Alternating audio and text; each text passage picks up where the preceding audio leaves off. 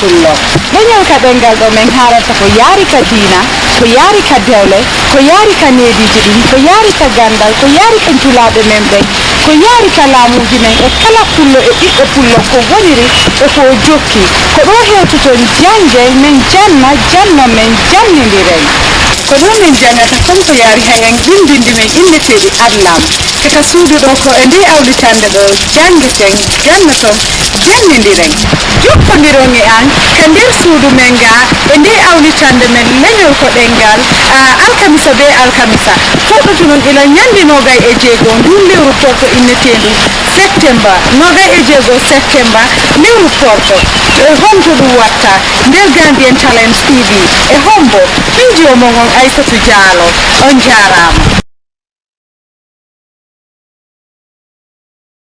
fama ke min fama hani fen tuwaye jam am gini roli sol man muka hani fen tuwale jam albeni lab ye duwale jam se jabur jam ndul ka bifle de mo space te buwale jam duwol be la duwa du buwal be buwa alla bolon esti Gambian dream kama boyo ndul kanna kuwole ke is all about Gambian Talent TV. Tune in direct ala jibe stay tuned mimbe kering Gambia bantala Gambia luo sadi ko toli ka awlitande men leñol ko ɗengal no min immiri on non leñol ko ɗengal ko ɗo min haalata kala ko anduɗon ko affaire pullo e pulago e ko naɓirta pullo yeeso e pulago fop yeeso yiɗugol nommo mum wona añugol mo goɗɗo mais waɗay piiji buy kono ko mamen tawtina affaire pullo kadi e pulago ko ɗo min addata lawyers ɓe ɓen doctors ɓe ɓen political leaders ɓe men ɓen religious leaders yimɓe woni ɓe ɓen kadi ka fashion industry kala ko anduɗon ko ɓiɗɗo pullo min addata ɗo no wonɗo wo wonɗo ko min addi ɗo wo hande ko jaɓɗo addude min addata ɗon bojo macco mo kala hewtuɗo ɗo si o iwi ɗo on taway hara hiɓɓi buy ko janggo ɗon ko ɗum waɗi hande mi addani on ɗo ɓiɗɗo pullo hihi o wona tun ɓiɗɗo pullo o hatti ɗon kono mo yiɗi ko woni kon pullo momo manturi ko woni kon pullo no waɗi saabu hamo wadde représente fulɓe ɓen e aduna on fop ko o woni homba ko o woni Fatima Diallo CEO of Miss Fulɓe USA o yahali US o watti hoore makko yimɓe ɓen ton o non mo mari identity ji bu woɓɓe no wiya ko Gambia woɓɓe no wiya ko Guinea woɓɓe no wiyamo ko US citizen kono mi waɗata hay fof mi accay o hiwro o yeeto en ko kanko woni hombo Fatima salminama a jarama ko hombo woni Fatima ko Fatima Diallo found Miss Guinea USA Miss Fulɓe ko ga woni wila jetti Allah boyi komi woni o plateforme ɗo kon o jarama boyi ko adduɗo lan kon milan salmini kala pullo aduna on fof lan salmini kala pullo e nder Gambia e Sénégal e Guinée Conakry America everywhere dal ko pullo woni ilan weltori so jarama o yimi hande mi wadde ko jikko yette baɓen ko lan hoori mi la faytindirde mo e Miss Fulɓe ko kanko woni CEO of Miss Guinea USA Fatima a naɓay en seeɗa ka yaari ka educational background ma e ka origine ma okay Miss so educational background on ko gami fuɗɗori mi jangi ga gila primary school mi yawno Arabic school on to mi primary school Arabic school ɗen andira fulɓe ɓen ɗum ɗon ko ɓe waɗen so on tuma mi yeeɗo high school seeɗa mi yahoy noon America mi jangi toon ko toon mi waɗi complete high school an on ko ɗon kadi mi gayni university an on so lamari bachelor's degree in business administration management ko lamari certificate ji boyi komi wawata expliquede ɗuuɗay fi haalugo fi mum kono mi kadi mi tawama e organisation ji boyi alhamdulillah rabbi alamin komi woni kon America ton for example African Advisory Council of the Board President of the Bronx mi tawama e kadi United African Coalition ko coalition wonnoɗa hoorema ko fi wallugol leader ɓen fi ndarugo ko hombo wawata arude representa community men on mi tawama kadi organisation fulɓe boyi for example potta fi bantal union Fouta ɓen noon fof organisation ji kadi wonɓe toon fi men fi wallitagol community ji ɗin wallitago ndara ko honno wallirta pay koy fi surtout noon fi aada men on tuma e nder komi woni toon kon ɗo e ɗum ɗon fof fuɗɗade ko Miss Guinea mi attori so nyande go mi jodi to min nyande kon en garay don kono tawo mi fala yemmemu origin on Fatima Diallo ko Guinea yenjo ka ko Gambia yenjo ka hara a jibina America bay buy jibinde to nga para adde ga fiyo inna yo hebu nedi anda hala kan ada ngeccio sanon ko honto Fatima woni origin Fatima on tigi. Good question. Don't long so me represent the identity jibuy. I represent the Gambian identity and I'm very proud of it. Kono number 1 tawodo dun non mi pullo futa. Ko mi pullo mawbe am ben origin on ko fulbe. Origine yawgol ha me mako mi yuri lon ko satina labe satina. Wow. Yeah. So la weltori dun don alhamdulillah rabbil alamin e mawbe ben because ko dun non wadi ha mi woni hande ko mi woni do wonu go pullo futa.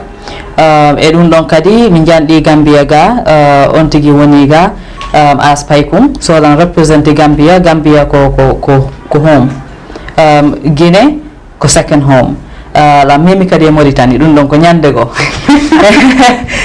fulbe ben konto woni yaali ko dum goddo ni ko fulbe wodi the juice of Africa alaka ya hata harata wali la woni dun don maybe the buri aken Niziki demburi ko yar da wata e pullo so no ko ne wodi juice of Africa. Yes absolutely then the juice of everywhere you know so yet today Allah boy America kanyung ko me American citizen yes yet today Allah nena ko nena nabi men menen nayo fo he ko nena ko Aminata Diallo nete. I'm very proud of her all the time. Now when very proud of Babenga because ko Allah Babenga wadi ha me wawi here to the opposition no Babenga ko Mamadou Sello Diallo non kadi ko identity an tawa masha Allah no laba fota so amedi yahude Guinea. Yes yawno Guinea 2018 so do mi yawde Guinea 2018 ko mi wari Guinea harlan duubi jeego. Wow. Okay.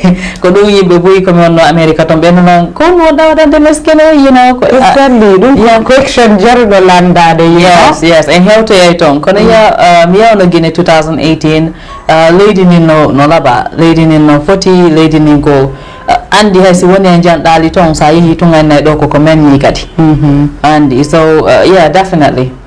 So kono life on Guinea life on Gambia wadi sa do am mo wadde compare no only different in a sense so Guinea kanyum Guinea culture is no dumani no is rich okay no is very rich because ko ton fulbe ben buri wonde base so ayi ton kala ko yarda pular wolete dun non kadi Gambia kadi mina yidun nonga the only difference fi min challenge on seda Allah wadi lan wolde pular kono French on so French I'm under struggle said mi fama said as be woli like for example mi woni RTG interview so ko mi wadi interview on RTG anana benna français parfa wolo français grata ma halande ko be woli minni andi ko wadi joni wadi non do wala français mi hala anglais be hala français mi hala anglais be na jeka da fama de said minna yeya mi fama ko wata wolude boya.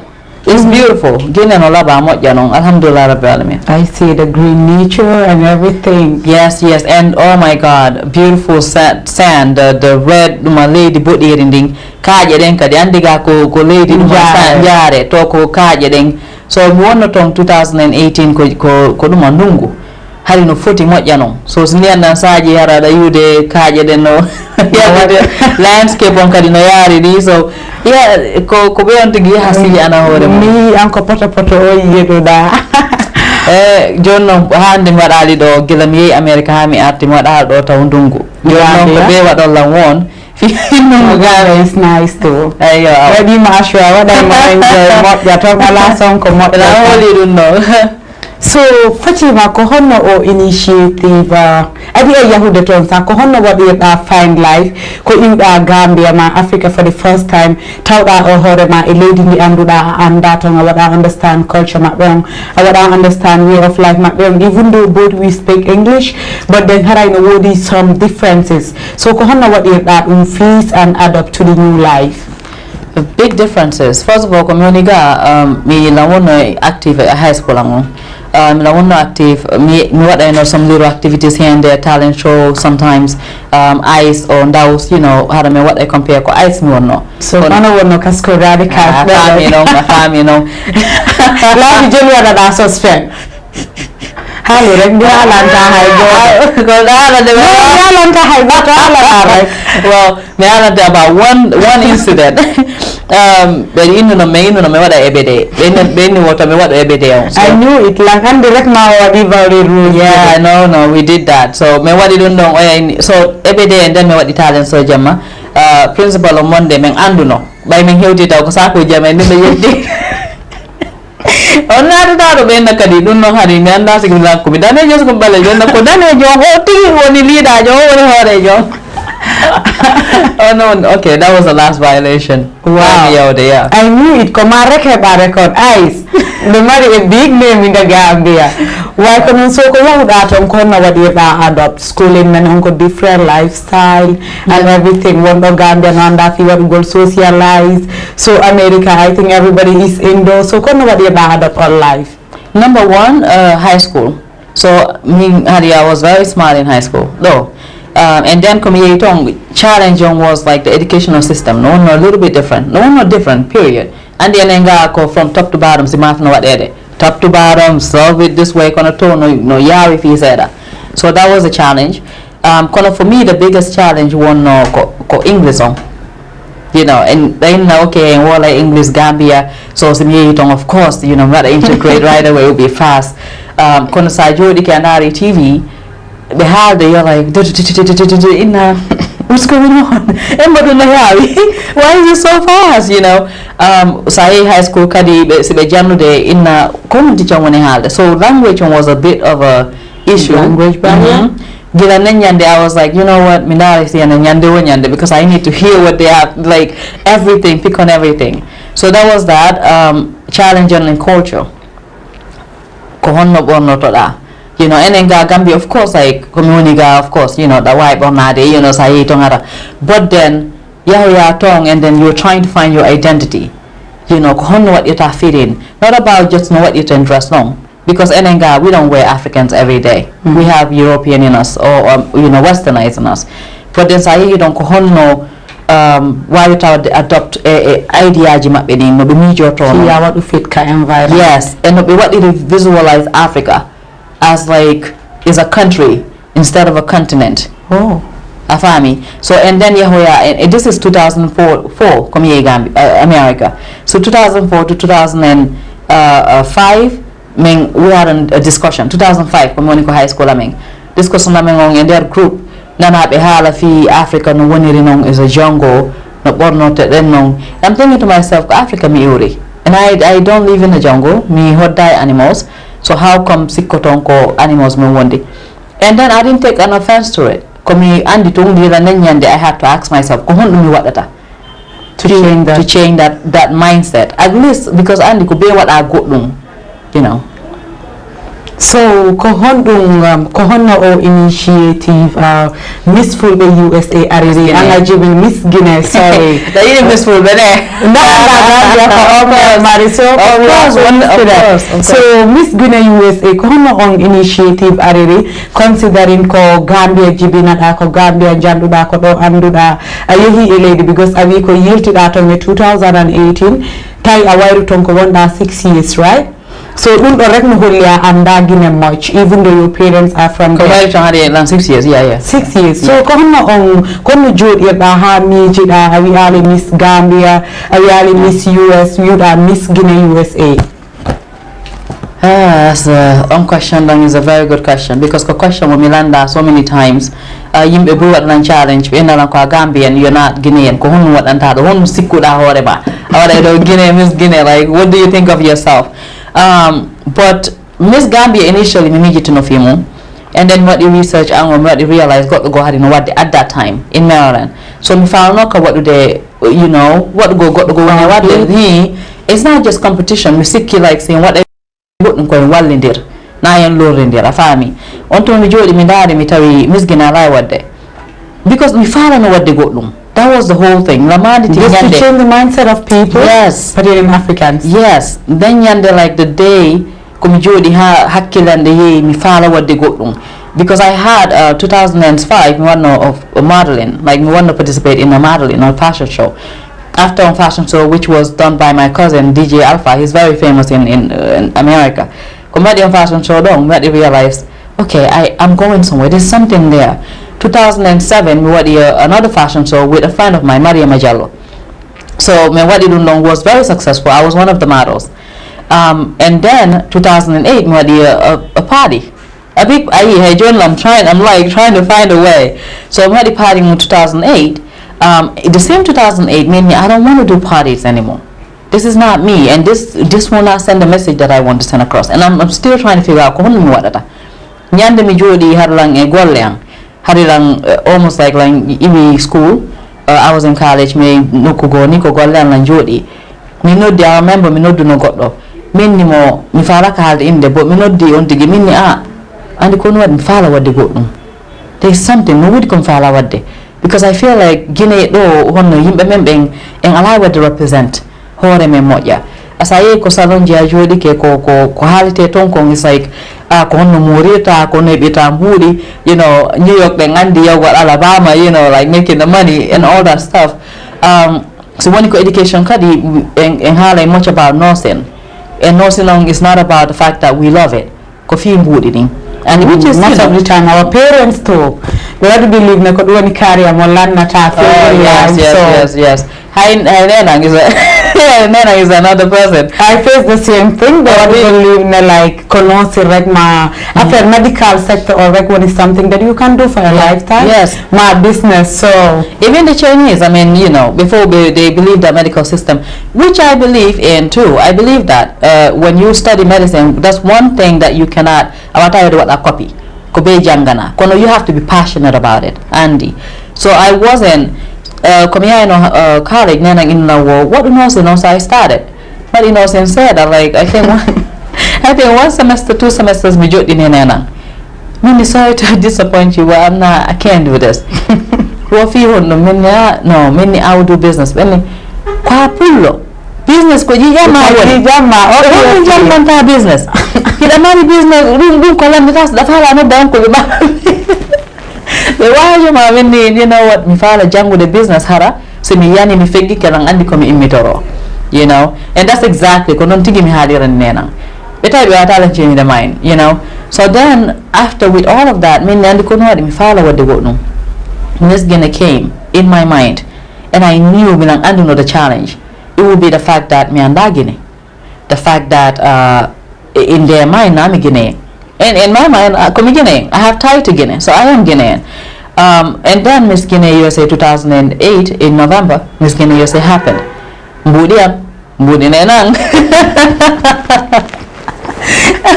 I was like, it has to happen. Kung mihan nena benyo, Johnny haboye to dem babe ma. Ada mengong, yeti babe ngang eni. Johnny, hari ko yaw go back and forth ko yotere family. Johnny no sahadi nundo ama hadude jambe ko ni engandira kadi piji me exactly ko question samo me ila mi nani in the marek. I was like, I'm going to ask her this because sabi I pull the first thing ko be what I consider enen ko affaire dina rek ko affaire jango rek like what would belong to a tribe me the badwa ka what this high voice ma. So I'm on Miss Guinea concept. First of all, could you inspire by a fala what the good one need to talk of any other thing than to the Miss and modeling industry? I guess by her I don't know program full be. No would PG go me like you that are hand got but like interview me totality. Kono come immediately I feel mon ming me huli. Andy huli ming a because I'm like, this is beyond me. Don't know Jandi. Andy, now you go to what the good don't have him like a party or whatever. No, I got to andafimo. But don't know what I would hold in years so. And Adam Mengong and Dirakano. See to no Satina. Satina, is all about business, Django goal, so couldn't know Meng Andira. But of course, Johnny, life on foot the kitchen, decades Ari. So Yimbe Johnny and their full women in politics because they need Fina to go lemon. Miss Guinea, like ming, I felt like Kubewada. It didn't matter kuhun what wita. Miandasi woni affect Thailand Delgal, Miandasi woni family because had him be I already uncle Bambeng, when the Andy him what be go win Daniela. Come foodie. When now Andy Duntawako ko Adameng, Dunna Islam, Bewajo and Ben now Achutu. But in my mind, no tawa Adameng. because music no tawa adam and as long as ay hali to me exploit to gol goddo and because miss no any difference what the miss that now is all about beauty on holu gol goddo you know afami exposure but famous Guinea USA no fudori non me no nena mi community be I will never ever make sure like I will never ever exploit the girls. That's number one. Number two, bakini wataki ko Miss Guinea. And I believe I'm one of the first people that started a pageant, a country pageant. There was no bikini whatsoever. You benga disi watike be had dike wudereneng wan lepion si tajamat because that was the first thing, the first show. Ko lepi tajya wadado e wade do. Kono mi inna ko bebe watto leggings lay. Si unti watti regen itu mina no. That bo leggings what are lay. Because mi nang andi sida amude training nang amugongo kadi ko mi. So begini nang training amugo, training sepugo. So like all in one. Yeah, but thanks to a brother of mine, he's from Ivory Coast, Kotongowani. He was a mentor, Mamadou Kone. He mentor. So I speech on because at that time beginning I was struggling with speeches. Trust me. Have you been doing this? What did before maybe during childhood or school days and the school they never got talent? What are the so how did what they do? Talent show, yes. No, like what we call Miss Daro and because idea now is great. So imagine allow much support you doing all of those things alone. So it will be kind of funny. It wasn't funny. It was the biggest challenge of my life. Because I did not know what I was doing. It's like Andy Sai Kundia, Nata Kundia, naturally you're just sinking because you don't know how to swim, right? You're just sinking in and you're just going in, and then you have no idea how to bring yourself back out. And then you have to find your way, you have to struggle until you realize that you need to know how to swim to survive. That's what Miss Guinea was for me. And whenever like I get awards or recognitions, I look at myself and I'm like, why are they recognizing me? Where am I today? And I realized Miss Guinea put me here. And him be buya yes when he behali bawdo. Si behali fi Miss Guinea ma any Miss pageant. Besika dunko dingi tungu program tung. Kono when we hit 10 years anniversary in 2017. Miss Guinea no what day. I will never forget that day. Ilambao landar the audience babeng nana bena kumisa nungu kwamba winat bao do when it just started bena kumis Fatima because what I identify Miss Guinea as commismeng onto ma wona hafu inni ko enenje osho ko enen ko Guinea ko enenje osho ko ide ko apullo ko maninka ka soso ko guest no woni bawo ene ko enenje osho so min na nyande bay minani mako babbe mobe rewbe buin arno na nyande for the first time in so long, because bawo area yimbe ben si ari benna ko show to me, but then na nyande minani yimbe buin na mi faada bi bango you what. Wow. For me, I already swam down the water and I found a way to swim back up. For me, that was the biggest success. When I heard the older nene be membeng in mi faada bi bango you what next time. Minana kadi yimbe ben wadde chair ben no miss mengom. Many that's it. So yeah, like the biggest successful master. Yes. That was the biggest because not only that, jupeng komijangi mabe kong the fact that we journey lang opportunity yami jangu be haramingi hore lang jangu de mabe anda fi gine moja kono research wadi piji buisa iko stage ainai ko gine one afami because I was dedicated. I decided to do everything that I needed to do to invest in this pageant. Penny, any money, any research, any activity, anything that I needed to do. And the other thing is to empower Jupeng. For me, one day around when bao, ha hande mi adali yeso hore yeso. Kala andu dola no andi dun no. So if you don't need to go to I interview Jeko wana ben like this is a big difference. Why you used to be shy or what? I was the behind the scenes all the time. Okay. Very shy. I never wanted to be up front, but then I got to a point where I said my message cannot be heard me being behind the curtains.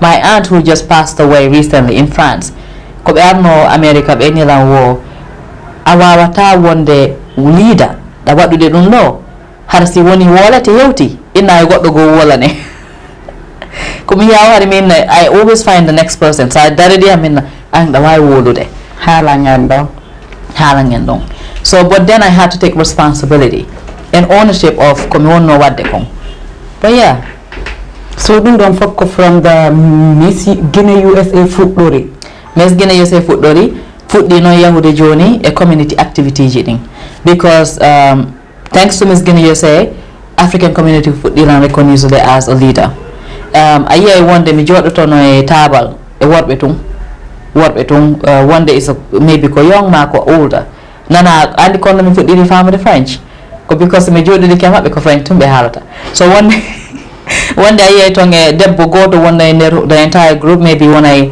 tanti Binta Boiro like you know sifa ɓen ɗon yimɓe ɓanɗa hoore ma wonino e activism for a long time kono paykum komin so a yiyay at that time mi andano what it meant lan andi tun mi hula a faami mi hula lan bañi lan andi I have to make sure that the youth, the voice of women are heard through myself and most times through Miss Guinea USA the winner because so no si goɗɗum waɗi minna yeah let's go wona yeeso like I said so ndo hilan ɓaawo so on activity ji ɗon yawgol community programme organisation yi wongo part of ɗum ɗon like no waɗi mention on earlier African organisation ji ɗin organisation fulɓe ji ɗin and also golludugol e political leaders because so after ɓay haray experience kon tigi jogiti kon ɓuyi inna e andi kon mi faala yaaru ko campaign an mi faala ya waldude waɗugo manage campaign an o wonde har ko coordinate go wonde ko fundraising ji har ko coordinate go piiji ɗin fof one thing ko wallitiran kadi moƴƴa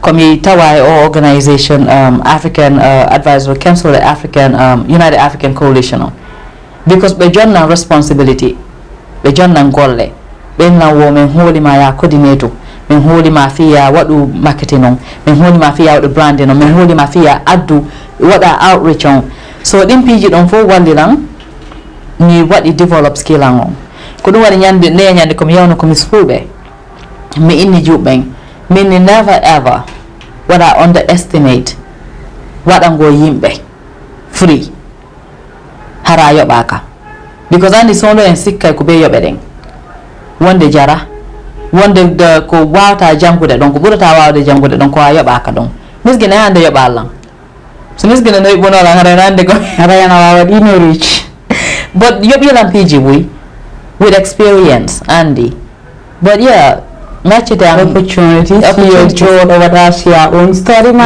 because Fatima kanko tigui haala makko wonno neɗɗo huluɗo neɗɗo hersowo ha har hay simo mari idea on fi yaltingol mo harayno woni e ko musema so apart from you and your mom kombo woni wadde fon Miss Guinea USA because ɗum no waɗi landi a lot of logistic work no landi piiji buy aray ɗi tugede ɗo e event ji wawɗi noon yo waɗu successful so kombo woni waddema fon ko feƴƴima ñanene ma so many you know it's a sponsorship mi yahoyi ha mi waɗi realize mi jangi fi sponsorship ko honna data sponsors for example some of our sponsors Bar Realty ko gorko pullo men kono is our own like company jano mo jogiti in America ko real estate ɓe woni wadde so Bar Realty was one of them Air Morocco was like one of the biggest also because juɓe amen so ndo flight ji maɓɓe ɗin haɗi ɓe ko kamɓe wonno wadde funding hari hande kadi ala yurde ko poketan a family so ɗum ɗon was a big relief and then other organizations here and there wonno ɓe wallitade kañum kadi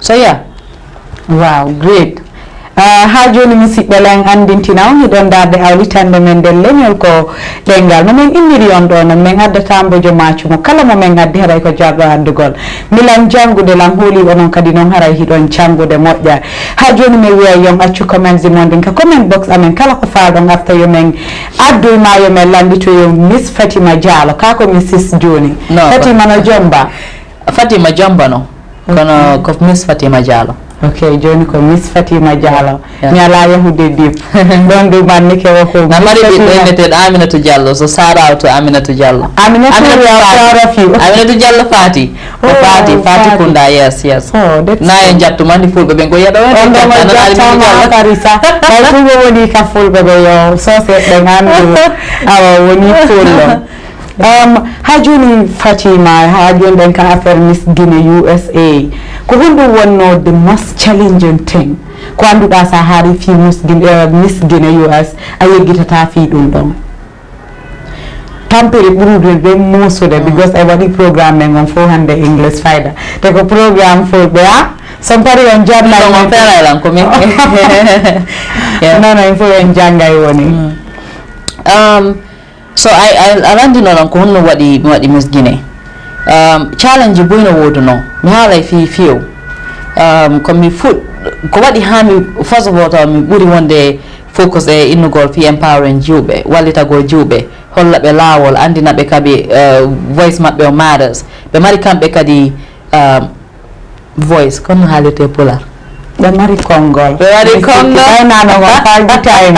mari konngol no you said it right so ɗum noon ko because of experience as a child komi wonno Gambia ga andi mi haalata in details kono komi victim of abuse a faami komi victim of child abuse sexual abuse actually straight like sexual abuse so I'm not sorry about it you know joni ɓawo ɗo I think ko ɗum noon ɓurno wadde affect ko woni komi wawata wolude piiji ɓuuri mi yaltitata mentally and emotionally hay si haalama fi mum a yiya mi fuɗɗo you know wulude and trembling e ɗin piiji ɗon a lot of fear kono joni lan yetti Allah ko so on wannot a handle ɗo yen hewtude ton taw handle on situation susuno because Africa I think ɗum woni hunde nde juɓɓen ma sonnaɓen ɓuuri tampude a lot of things hay falɗa haalude you are not allowed to so an on case ma ko honno waɗirnoɗa ɗum handle as a child no a wali wadde handle in anyway it will be the same way no ɓe wonɓe fewnɗo victime ɓe woni e wonirde noon ko suudu maɓɓe hino one thing hiɗa ko suudu a wata wolude anda ko mbo haalanta because mawɓe maɓe no hulɓinma hoore maɓɓe na fiita wolude because ɓe anda ɓe hulɓinma hoore maɓɓe in the sense of a wata ta haal ɗum ɗo ta waɗɗum needi ndin so ɗum ɗon needi ndin kadi ɗum goes for Africa for period na ennugo pullo tum ɗum ɗon ko fof so a jotto a anda first of all anda hay ko waɗi kon ɗa andi na ko duwa waɗude a faami kono joni ko honno yewtirta fi ɗum ɗon mi anda si mijitike fi ɗum sa sikka mi mijitike hande ko honno mi yetirto nenan ko honno mi yetirto babe ngan because babe ngan mi haalante one thing ko so ɓe ndaari yo interview ɗo ɓe nana piiji puy ma interview an komi waɗi de Haruna kon ɓe anda piiji puy kono sina ɗum ɓe andano ko nenan komi yeehi America milan I can mi wonta same to say mi heɓuno anger problem a faami a yiya mi mono tinna nenan ko yawɓe naɗa mono tinna duwa ɗuytude ɓerde made minna I don't know how to do it ko honno mi waɗirta ɗum noon but thanks to her ɓe wallitunolam moƴƴa ko honno ɓe pusirilam fi yomi wawa yewtude ɓe a faami because ɓe suusinan hoore maɓɓe so woni ɗon ha mi inni ɓe ɗum ɗo waɗi e ɗum ɗo and you know when I said it komi woni 22 wow ha hande and ko at what age waɗuɗa face on physical 4 years wow komi woni 4 komi woni 8 e komi woni 12 wow yeah 4 8 12 after 12 on hande mi hitali komi you know I just sat down period and then komi fuɗɗi yewde high school first of all komi woni 8 andi herlang like junior high so junior high an on hari no woni affected by this hande kadi concentration an was just like out of the way and I was the smartest kid in the school, like one of the smartest kids in the school. I would say maybe Simona number 1, Mona number 2, my number 3. But then community junior high at 8th grade, year go 9, I was done. Hande kadi like I just wanted to be rebellious. Mi fala tum like what to explore and just you know. And ɗum kadi yimɓe buya yeeɗo paykoy no waɗa go through that. Ɓe wona rebellious one day yimɓe ɓe landata ko fi honno. They yiɗi won go very judgmental in Africa. Ɓenna kaare sanzi. Hi sanzi ko honno waɗi. On tigi si sanzi yewtude on tigi anda ko honno waɗi. Because a suusini on tigi hoorema on tigi yewtete. So min hope an on in the future ko wallitagol fotgol fight fi ɗum ɗon. Dara ko honno paykoy koye wata yewtirre. A faami fewde ko ɓe woni paykoye ɗon ɓe yewta. Fewde ko ɓe woni paykoye ɗon kadi mawɓe ɓe heɗito. Because andi mawɗo ma on ta suru ɗumaji goo piiji goo because min ɗin piiji ɗon min nayi ko devil ko piiji ɗenɗa hoorema ko wawata wadde konso goɗɗo warama e nder na ko yasi ko yimɓe buyɗo ko ni woniri ɗo ɗi fiƴƴi feƴƴiriɓe waɗiɓe ɓe wona e haɓe babiɓe maɓɓe ɓen ɓe sikka it's normal ɓiɓe ɓen kadi waɗa goto tuufa kanko kadi ko the same thing o waɗi ɗum certain things waɗete hay haaluɗa ɗi ɓe ƴettatama serious sa ɓe wiyete woni fanko so andi komi sorry komi yi tuufa interview on komi yimo woola you know this is true okay because you're a victim yourself you know this is true this is coming from her heart ɗandi ko gonga but then komi adi ga mi nani mi yewtidi e goɗɗo actually ɗo mi artude mi yewtidi e goɗɗo en lawo a nani interview ɗum min yiya andi on tigi anda story yang o anda story yang o en lawo a yimɓe ɓe nande ɗo ko ɓe woni nande ko na gonga minni mo ay mi sikki ay angi hoore ma wonɗo tan haalande on ɗo sikki na gonga. Yeah, a lot of people ko yaltunoɓe haali ɓe no falare mbuuɗi from NGOs ko honno watta gain from wolugol ha heɓa mbuuɗi e nder NGO reputation makko is already in Gambian mentality is ruined because si mo wadde sacrifice hoore makko waɗa hoore makko yeeso haalangol aduna on fof ko waɗi kon in details min mi haalnanima in details kanko haali in details but I guess nafi tufa woni haade but those are issues ko woni e wadde fewn ko woni e wadde we are not allowed sometimes fi hen haalu ko woni kon no and neññande and people tend to judge you so much so much milandari what's on Gambia neññande I have to say this because I felt really hurt by it to be honest me be windi be ni wo you 9-year-old what are rape right away I see myself it's like I saw myself right away so you know what are rape and then a 70-year-old cousin makodi mo rape ini wo kon nene jong ini wo yo accane hakke no i accani so kanko biddo no woni riwo be ni wo watson Gambia no landade wo kon sikono for me there's no question about kon sikono there shouldn't be any question whatsoever si tawi biddo am mo jibini biddo am gorko mo 17-year-old yehi repi biddo am go debbo on no duwa so kede har ko biddo am nangoy surtout no biddo minyangan ma biddo jajang ma modiang wada re biddo am andi wonde si goddin piji don si mo wori do joni wobbe na yo Allah dandu am sure wonbe haydarde be nginna yo Allah dandu kono na fi yo Allah dandu Allah ko danda takon ko waten wallitade kon fi yo dando hara wadali so I guess fi min ko from there dum no wuri wallude lan ha mi pusi mi na mari I guess hari ran fala suuditade mu wadugo miskinen kadi wallitike lan fi mi wawu suuditade from like who I was and what was harini ko lan tampinde kon jubbe jaltintina because jubbe bu wonno be ada ko miskine wobbe mabbe ko victims yes godde mabbe sa actually recently one of Miss Guinea contestant was a victim of rape ko hano la mi wawali mo halande fi hoorem ha ko wadi explain mi tawi be mi hano mo fi hoorem fi o hololam o anda na kanko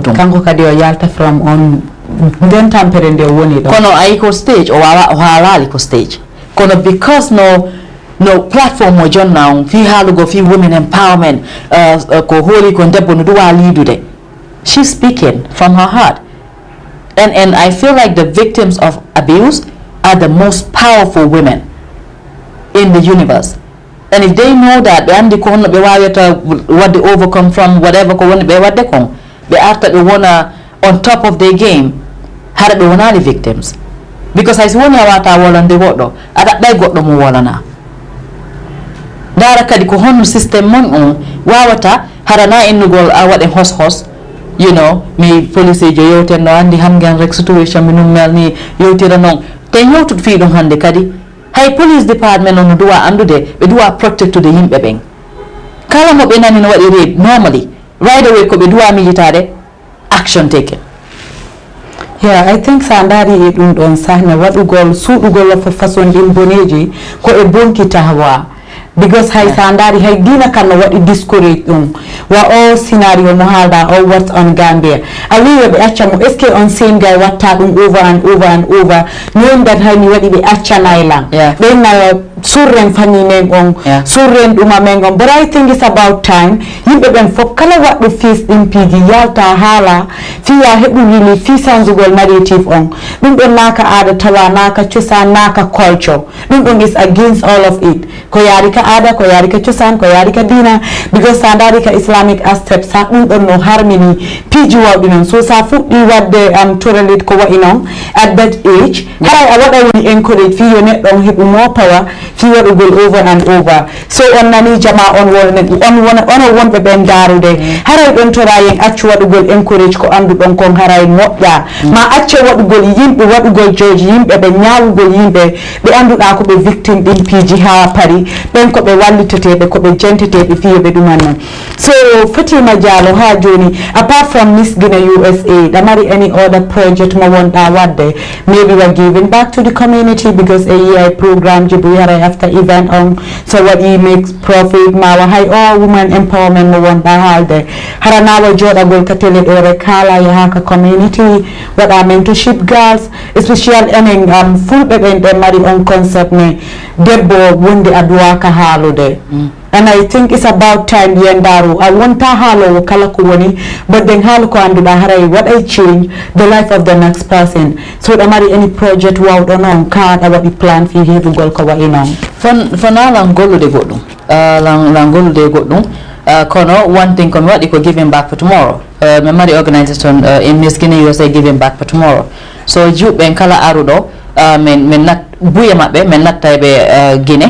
woɓɓe maɓɓe hande hara yahaali gila ɓe woni to ma gila ɓe jibina toon so so ɓe jibina America yes so so ɓe yeehi Guinea ɓe waɗa give back for example wonde min waɗa school renovation wonde ko min waɗayno ko naɓɓugo school supplies but not only that min waɗa organise like for example Hillary Clinton School Academy ko école mo mina woni very passionate about on école ɗon so min wallitoto feel like school renovation with Hillary Clinton School Academy ko ko Guinea woni so last time ko mi wonno toon mi joɗiɗino e maɓɓe jiɓɓe waɗa debate like ɓe yewta fi issues ji heɗitoɗa ɗum but majority of the time a yeehi jiɓɓen so yeehi ɓe yodda e maɓɓe ɓenna menen ko enen on ko honɗum woni probléme mon on yewten ɓe andina ɓe kamɓe ko hombo woni ɓe jiɓɓen andina ɓe ko homɓe woni ɓe so some kind of an exchange and mentorship wona e ɗon woɓɓe maɓɓe hara e joni ɓe woni connected e maɓɓe. And the other thing is because of the empowerment and for me mentorship komi waɗi kon with jiɓɓen woɓɓe maɓɓe hande ɓe mari business ji maɓɓe woɓɓe maɓɓe hande no mari organisation ji maɓɓe so yettude Allah buye Miss Guinea USA majority of juɓɓe ñande go mi yawno award ceremony mi jooɗi nan duwa jonnede award kono 4 of the juɓɓe hedditiɓɓen fof ko Miss Guinea URI. Wow. And for me ɗum noon ko one of the successes achievement yes because nan jonnede award and then 4 other girls Miss Guinea USA komin joni mi woni level goto so min e ɗum ko yettude Allah buy because buye maɓɓe joni no mari organisation non profit eɓe yettitade e Guinea ɓe wadde toon piiji so min next project an on ko Gambia hay joni Miss Guinea USA giving back no wadde a faami because team on no toon but Gambia for me is a start of something and on something no mi faala what advance to around the at least the African countries which is about this whole sexual abuse and abuse any form of abuse I want to fight that min kon platform ɗon mi faala because ko ɗo fuɗɗori lan so it would be fair you fuɗɗono lan ɗo mi ara ɗo mi ndaara ko honno mi waɗɗita sof ɗum noon simi move no kugo andi ko suudu fuɗɗori taw ko suudu and sen waɗali clean sundum salon o laaɓatama ɓe ɓayñogue ɗe yeltitoto ka suudu mi wawi pular seeɗa but giving back tomorrow aray Gambia ga no woodi piiji go kadi for example right now as a business ɗan mari event Hawks company on is an event management company event management in terms in of in the Gambia okay so event management and public relation where like it's all about conferences, non-profits, organizations, businesses because for me in like doing events for so long in the US I can sit down and create events so I want to find a way for me not to market mi dara ko honno mi wawata wallude you have problems giving us opportunities yes and that's what I saw komi adiga last year me arno ga fi business duma investment in negotiation me arno ga January February ontuma February I was supposed to go back kono goddum joddintini lan you know min andi kono wadi abim jodden plan ngo hande wonano fi after go Gambia at that time so hana hitande be hitande ara Gambia na hitande be hitande joni fayda mi hodi because me ko mi ari Gambia last year January mi hoti wo June wow yeah so the Gambia fami no so yesterday Allah ko mi guy pam yodde mabbe surtout Mr Mamadou Dramé I always give him credit because Allah makko wadi ha event Hawks ari ko kanko inira wo no wodi piji buy ko manke Gambia oni wo bayda mari talent mi ko watta kon hadi wada dum do ko don event Hawks ari so gila dum on to makko mi ari do in June after June mi hoti min ni lang arde nebata kono America wote consume so ko mi America mi in February mi Paris on to mi ari ga in February 18 gila nen nyande lando taw ha joni nang yang haday taw by COVID-19 kadi wi o ma wona sera so what he launch on event do mama not yet COVID-19 was one of the reasons yes but hey I'm okay you know why don't you be okay with the situation what are you going to do about it I can see my sister is enjoying Gambia. Now what they enjoy Gambia? I Gambia in my Gambia just time it so one can me ya tawa ma yeah well doko sudu many so I see so kono what it concern the good legima do the full family Miss Guinea USA event organization NGOs kono what you talk concern that hit time for family ma or one day ma do my because it's hard as a lady feel I want to engage so much I would one day breeze how we and oti wata joda de Ndemngal what the I fala ma do man na de we I know she's a busy ma she's a boss lady so what to go so what ta face what in oh man you hit it you just hit it that's exactly oh you know she's so busy she may not be able to stay in marriage or whatever but this is my life. This is who I am and this is my purpose. And I la mari gwanda da hore mako Allah haji kon ko mi wona ta kon. Si andi ko duwa da wonde aduna makon a continue jokka ha anda lawol mangol afami I find ways milang andi exactly ko no wadita manage time angon bidangong every time I find ko adventure ko me wada for example hanky me ye ko snake farm so me ye tonge dumana go you know yet to go time me for like an hour he men tong him jinda me yota me all the time family time no wodi kono ko honno wadita balance pijiting for example right now in Gambia ko be me wada concentrate a pijugo America la mari ding activity yidin no konda hore ma anytime de me what I contribute my 2 cents here and there yota konno wat yota piji go andi like for me ko mimiji sa fuddi ke goddo ha hewti do joni what we gonna yeto today move on to the next thing wada dum non kadi ayota no ko go what we go yetta so ko foundation on da wadi build ha foundation anda woni solid yes on to mano wada move forward yimbe boya yen modala be na mina ngande da woni busy you know halna la jodi wonde la wali you know and you are very busy I know adam la mijitade what do you mean I'm very busy but then I realized it is a lot of things that I do but then I find a way no matter to manage dim piji on fo hara tampin talang hara yetta time for me one day mi dano to 10 o'clock mi yata mi wala mi dano one day kadi mi dano 2 o'clock jemma andi so it depends ko honno piji din woniri kono kala fi dewgal kanyo mi mapaki balang andi e min e horean dewgal manga ko dewgal ma duwa do wonde modima ko non wonata modima hara ko ando faama kadi ko hombonuma fo son faama ndiri piji din foko don non kadi ay gas la hade fe dewgal bay ko fulbe it's the most important and what is important because most of the time you are judge especially debbo about is so engaged about depend on yimbe ben ma si ay ko what is wrong I know sa yi ko what is right I yes but what I tell me and what is so independent that go to what handle. And a lot of people, what I feel, I think life ma on a family ma on a job ma on don't anti what it too passionate about it. I have I way come we eat down or let me what that in PG handle. So I think that they do actually what we go judge based on what they do.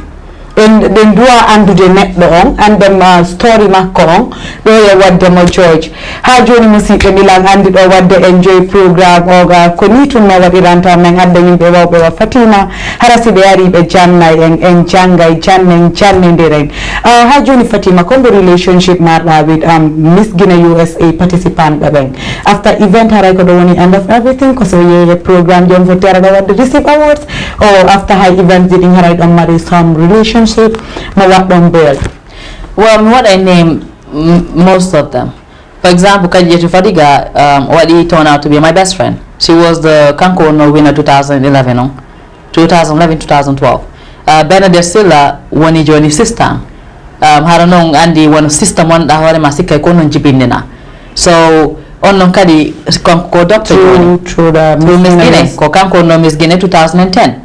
And then eba Umu Serif kanko kadi ko on participate 2011 on kadi joni woni sister ay wonde ni be jottoni ton Fatima konno way yida jang or stay safe ida ton or my niece amina be not that joni niece mabbe so ko family men build because men ko wada no Miss Guinea every time se ndari be men yoti men nabe ko mi jajamo ko in sisters there's no such thing as a hierarchy ko mi do kondo no there's nothing like that so when I don't but at the beginning ko challenge bittersweet what I fight you know do this then better than challenge because I do be amend the niramo yeah so better than challenge what be challenge what will lead what are easy no what will lead what are easy no I see the muriduma whatsoever sometimes and well you have to live it you are komatun darabe whether I use umama fear to go the influence fear to go ko far back most especially when you are young or you are a lady.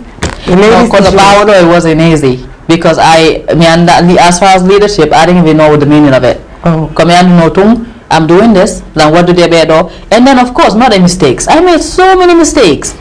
Sometimes what they might be what experience, oh yeah. I had a wall, no, you're so good at talking. If I could just speak like that, that was in 2008, 2009. And I'm building like, you know. And then that's when I completely what the communication, communication classes. Even those, if they were on stage, they were very good. Konola what they be trained. Come on, what they train. Konola John, what they doubt. Hold on, I will do. Do you understand? So you're so smart. Oh my God! How are you capable to? Like you are one person that nobody tells you can't. It's always I can. I go on to that because nobody learned to mahajuni no ngal dinila. Net mo andu da hara you are so shy. What are used to participating in public? You don't have any leadership skill. You are not into youth activities, super say everyday and stuff. Yeah, honestly, I think you achieve a lot in life. Thank you. Because Sandari in PG4, what do you imagine? America around 2004, Kunjelo talk at one betong. Marbe experience boring Guinea, Gambia, America. Hara ayahay what are entering even though antigi ka andi be no buri lang andi but maholi be in the pool andi rande o janga o janna be no Fatima young. Honestly, Fatima te jalni lang so ang papa. Thank you. No, seriously, nobody interesting. The what I train and deep inside you, then they don't know lang andu de. But then kadi awata, we atabe a whole tabe ni anda you. Awata arrogant kadi fi whole lugar de lang andi buruma. So ko on smartness harad awat de blind. And that is sepugol like modeling on sepugongol. So the only time you be training on like modeling, except the fact that Minara, American Next Top Model all the time. Koduma or fashion show what the 2005 on. And then 2007 come what the fashion show God rest in peace bumps come quality lang about Portugal sepugol and come know what the fashion show with Gore Jango but then come quality lang no mi sepira bila nyande I was an expert And then hande kadi ko Miss America. Be mi dara Miss America. Be mi dara Miss USA. Like I want it to be perfect. Because I follow one day the best ko be janga all the time. So mi hulana jangu ko. Mi hulana wonu go mi anda. Kono se ko stage mi nge jubben kambe mabbe jodde ndaren Fatima. But to be honest, I was good. You know, I was good in the sense of I was confident. And you believe in yourself. That's it. That's all it was. I believed that I could do it, and that's it. One thing I didn't believe is just speaking in public. That one I did not believe in for a long time. Wow. And really the most powerful weapon for every human being is believing in yourself. Once you believe in yourself, I go to your time awawata one day. I don't know for me awawata one day. And at the end of the day, what I find a way if you want to go and then they wrong. Quite interesting, huh? Langandi also the focus jale de wado tomo. How do you Fatima Kombo relationship matter with other CEOs that are doing the same thing? So Olamide, Debo Nigerian jo kanko wat Miss Africa Tri-State. So kanko kadi ari after Miss Guinea USA. So me wonno George ko pajan mako from there hande kadi contribute one ideaji men fo men wada men yota na pejini ngwalitola mi walitomo Miss Ivory Coast kanyum kadi ari after dum don kadi was organized by Kone Mamadou kanko no men tan ko Miss Guinea USA ko mi fuddi kanko kadi mi yemi woni George e Choma Kong wona e waggo mento jubben Miss Senegal kadi aroyi Miss Senegal USA dum don was organized by DJ Hule. So DJ Hule kanko kadi kari ko George ko Miss Guinea 2010. From then on when andi ko wad mi fala wadde dum do so kanka de fuddi din pajen ji buya maji what do you know stop after because pajen wala easy Miss Burkina Faso USA on kadi aroi on kadi mi tawano as one of the judges as a guest so Muata Liston can go on. Very good relationship. Yes, with them. very all of them, and not only them. There's so many other CEOs. Then I want my women could you be a man had Miss Guinea USA. CEOs, you know. So when before we have relationship together. So yeah. So no laba, and it's like our inspire you a booth. And Miss Gambia, sorry, Miss Gambia pageant. Miss Gambia Aroika Nyunkadi, Miss Gambia USA. I believe Kufutdi in 2000 and maybe 12 or 13, something like that. But anyway, afterwards. So I was one of the judges. It was organized by the Gambian Youth Organization in the USA, led by Mamadou Sawane. So Mr. Mamadou Sawane is also a very good brother of mine. So yeah, I was part of that as well. Wow, no laba on nani Fatima wana anyando ko mari ko mo sendo dude e yimbe ben fi kala be fok mabbe be ka same industry and I think ko dum don rek na be taye yeso ko dum don watta post fi ya wadu bird Africa mo falda ngam ko hinde tuma wadda wadde on Miss Guinea 2019 or wadu no mo no 2017-18 so in 2018 me wairi because usually come wadda ko December 24th of every year. So we count that year to be in the next year. So 2018 is the last time we did the pageant. Right. And that's because I finally decided to concentrate on Fatima Diallo and bring Fatima Diallo out and learn a lot more about what I don't know and dive into different areas of my life. Oh no. Pull out kadi. How are you to pull out, okay? But mi found that to the hore mi found kadi arude mi yaltita e mo mi woni on. For example, 2019 the Jonan Award with the I Am African and I Can. On kadi is another CEO Hadietu Wan ko pullo paikung. Saim also UT had I wanna inspired. Very, very, very, very smart. So 2018 we had it and very honored. And their CEO Ebui one more in the room goto John Nabe award Nenyande. So award on I Am African and I am now I Am African and I Can. So Nenyande come you did that no first day come what they announced abuse you know that had come victim of abuse. So don't call last year. It wasn't long ago. Kila Nenyande come woli dundo mini koruno what immediate time out from Miss Guinea. You know, kono team on the goal day. Because I'm the team on the tongue, Miss Guinea, of course, you know, I'm the founder. Kono Joni, Miss Guinea has to be taken over by Hediti Beng.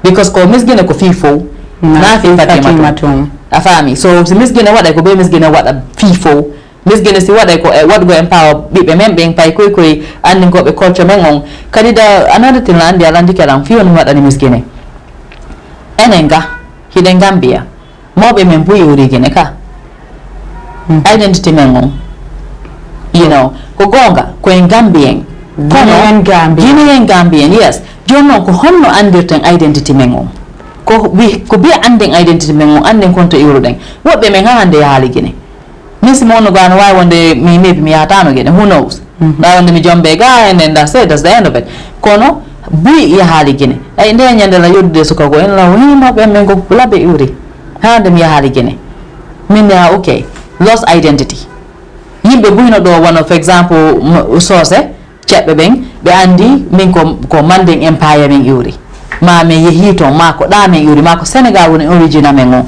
me yehi on pardon it's very important on the and identity mum jaba dum don kadi wada dum don asa wada dum appreciate mantora dum don because fi honno yimbe buyno wa ma halande do jon for example se woni do ben na pullo Guinea bawo do milam bawo do la manditi and sometimes I think some of us might feel offended I used to be but then reality ko adum because I mean boot sa duama wadi the trace origin ma on ko ma ben to meme exactly I used to be offended by it just like everybody else but then ko honno woni identity ma ko pullo Guinea ko pullo Gambia but ko Guinean too so are you going to accept it or not so min gila woni ha mi anda ni hore mi ari realization on that ko mi pullo Gambia ko mi pullo Guinea ko mi pullo ko wa mi pullo fo ko mi pullo everything so dum ko identity ma on no wow dum ko identity ma on no neddon sa anyi ko wonda kon tawa kanu e mum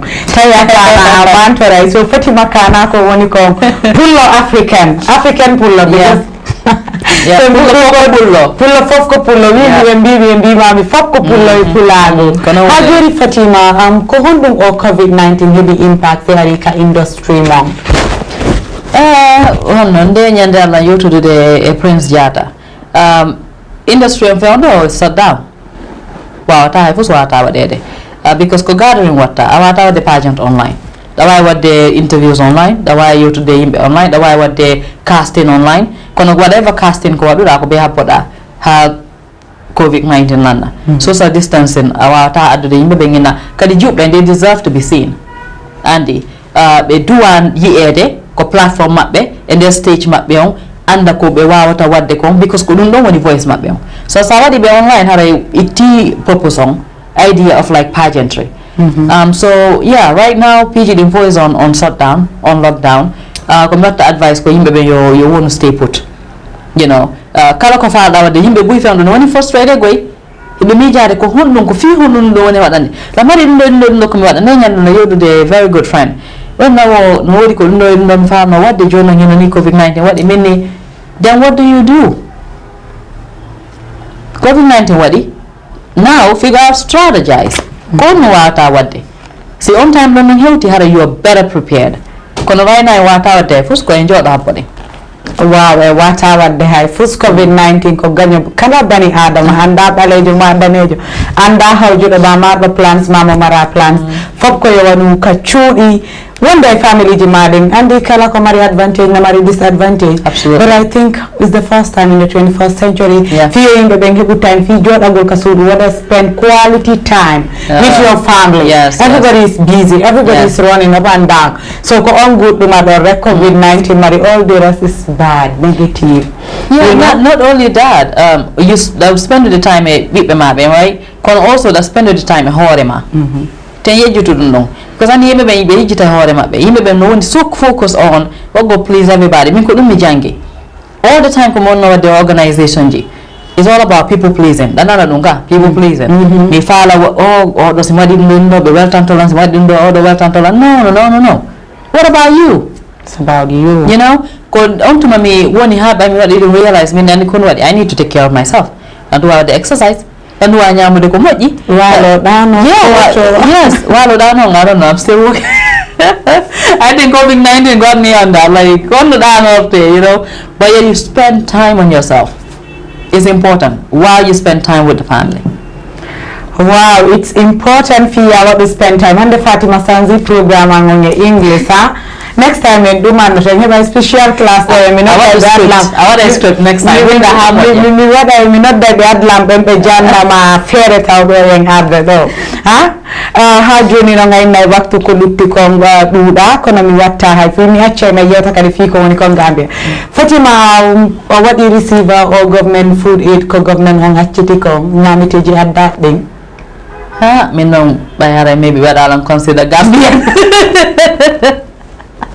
So I'm a part of the 15%. Yeah. And the Lambu in the 85% Gambians what a benefit. So 15% of Wokono. So no guess a civil mine. I already consider her mana. So many mega butter. You know no more yard government. Okay, 15% of government water. No many mengenda kita. Kong hedra. So ane dem wono sengendi kane dem. No yimbe bengenda kita so no haddu de hala moja wobbe no wi the corruption no yahude tonko wonbe bentun kalamu wobbe bentun support government or woni what they receive so and as a person golden sikuda government what I hara yimbe ben for when I benefit most special people by what they need. Your personal view. So first of all and not a politic. My political I mean what I do my political leaders banko political party and what task no me political leader banko America de tau kan problem tau kan unless you start hali do hala jinja the political party I got ko politician de hore ma to I go to kata ko politician halu jang but Ming me anda exactly so Ming I la hidi go verify PJ ding do me wolo right because me anda exactly kono na hala this assumption because one day on tigino I one day ko master sero ko na do hala oh be do no wadde dun do corruption wadde so dun no assumption no kono si woni yimbe wonbe der tombe no inde hino do dun do wobbe jonnama be da verify be holla photo ji be do jonnama be da jonnaka then we can assume ko gonga be ne halde however one thing about coronavirus time we hijoni kila hundu tuma in Gambia no mari coronavirus bila mandi ko texa from school amina in joni yatama break from school for 21 days don't go in March right so joni gila March ha joni kono wonne wadde andi yimbe buyi affection ko duma no impact on is happening now misiki buri wone wadde na fewno do so min ko mi innata government on ko e fuddo wadgo distribute si inama no jonnede yimbe wada distribute fewno do distribution on kadi wade capture filme because you know it's all about holy work on tigi wone wadde ko it's very important our time to me wadde kono hara holy rally because andi joni we ko social media hodude anna weti kala ko wadda ko mayimbe be yasi kala ko waduda min no ma sayi ya ni joni anati ko sududa GTTV, right? Kobe holla nati GTV, right? So I'm saying Gambian Talent TV. So you know, color say I know to do journey or like home proof that our iko ino da konda wadde.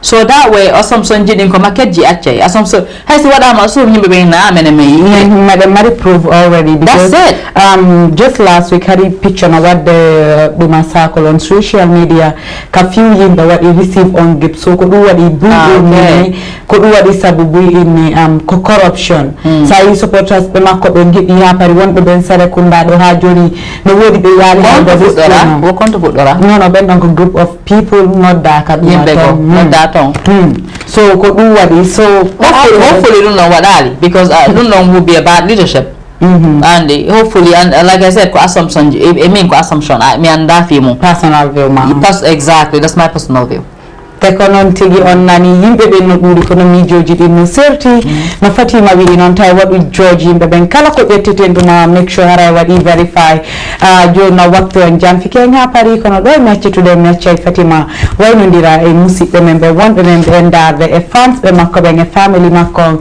e loved ones with them for first of all abbe mi hala goddum accane la hakke ko mi haali ko anglais mi ukki anglais mi haali pula jonnon on fela America ko dum mi jandi partly mi jandi ga kadi kono Gambia do sapular mengal no waywa sa seri kono wat ko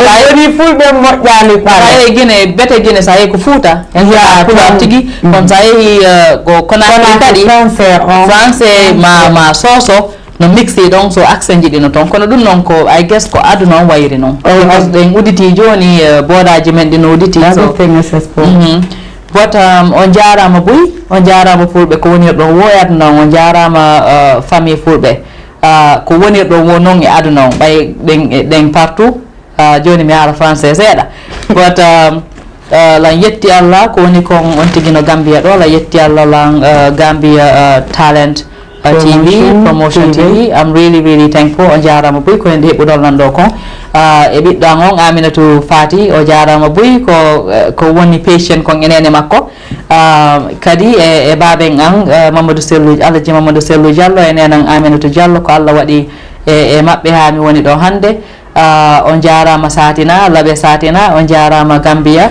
on jarama America everyone in America ko onon waɗi ha mi woni ɗo hande on jarama Miskini USA the entire team of Miskini USA I am very grateful and I'm very humble on jarama on fof noon o weltanama kono waɗi Fatima haka woni ɗon o weltanama Aminatou Lang hande mommy loves you so much so we love you ila nde ñande mo wi ala rek simi aray haray ko ma Aminatou arola bodden ni ali Aminatou next ko Aminatou mi joɗɗi tada ha joni la wiya Fatima Diallo kadi weltanama lam booli mi jangi on jangi en fof kadi en janggay ko wayi ni no min wi'iri on noon min addata wonɗo wo wonɗo kala mo min addi haray no woodi reason kala mo min addi haray no waɗi sabu o hewti ka awlitande men ɗo fi o sendoɗo kanko kadi ko Allah okkimo ɗon ha o hewti ka woni ɗon Fatima noon jibinaka tun tawi mo suusi ma o jibinaka tun tawi mo wawi o jango o ronkali jangugol o landi so neɗɗo lantan eni ko ɗum ɗon tun watta saabu fiya ɓanto ko ɗum ɗon tun ɓantata fi tagaɗon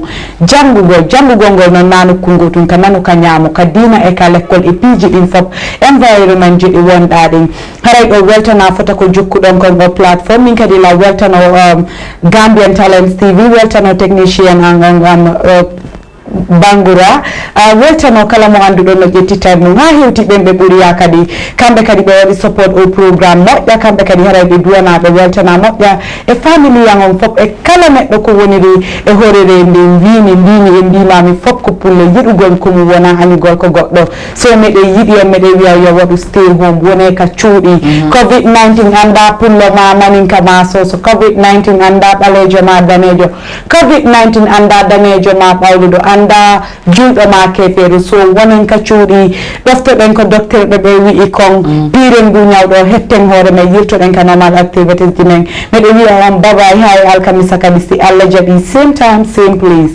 babay on jarama Boy Fatima